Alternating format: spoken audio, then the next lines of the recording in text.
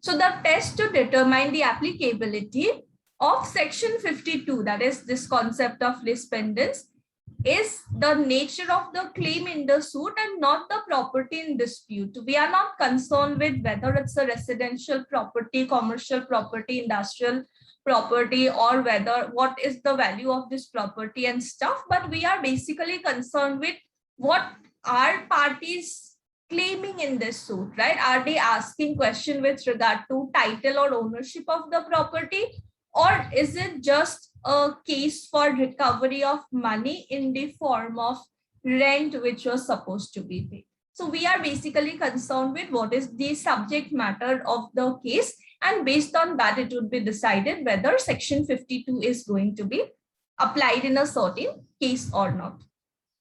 So there was another case wherein a mortgagee, okay, sued to enforce his mortgage. But before the summons were served, the mortgagor effected a subsequent mortgage. The prior mortgagee continued his suit and obtained a sell order from the court without making the subsequent mortgagee a party to the suit. It was held that the sell extinguished the subsequent mortgagee's right to redeem the prior mortgage.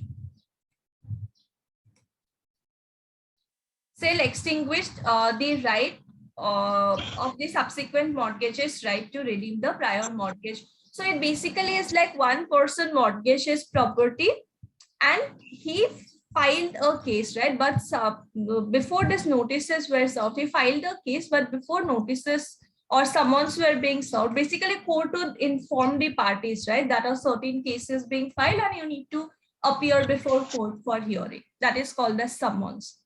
So the mortgagor effected a subsequent mortgage. In this case, the other person again entered into another mortgage. So until and unless you are being made a party, you are aware of the matter of the case or stuff, you will not be affected by this concept of lis pendens.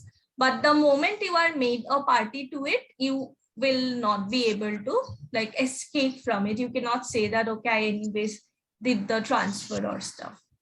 There is another one where it said that section 52 of this act, it does not declare that because a certain case is pending, this transfer of property or alienation of property would be invalid, void, or unlawful, but it just makes that purchase wherein a certain case is being pending, right, purchaser to be bounded by the pending litigation decision. The rights of the other party are not affected by such a transfer. So basically, whoever are the parties, right, they need to anyways follow the order of the court. Whatever decision court has given, they need to follow that order. It should not affect rights of the party who approached the court and filed a case regarding their right. So whatever right is being given, that order has to be anyways followed by them. And another court held that the purpose of the provision is not to deprive the party of every right just and fair, of every just and fair argument, or to defeat the just and fair claim, but to guarantee that the parties submit themselves to the authority of the court and jurisdiction, which will determine all the claims and are placed before it are to be to the satisfaction of the parties concerned. So it is not, this concept basically is not to deprive the parties of whatever just and fair rights they are having, right? Being owner of the property, you have a right to alienate the property. You have a right to transfer the property. So we cannot say that this doctrine of lis pendens is trying to take away rights of the owner, but it mainly aims that if there is a certain case being filed in the court regarding a specific immovable property, you need to completely surrender this property before court so that court can finally decide what is right and what is not.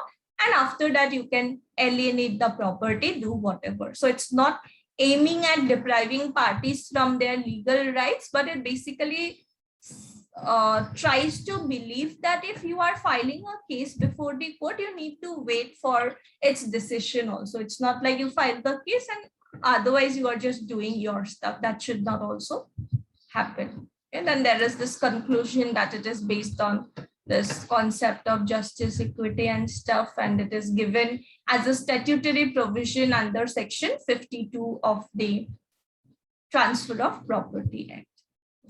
So is this part clear? Yes, madam.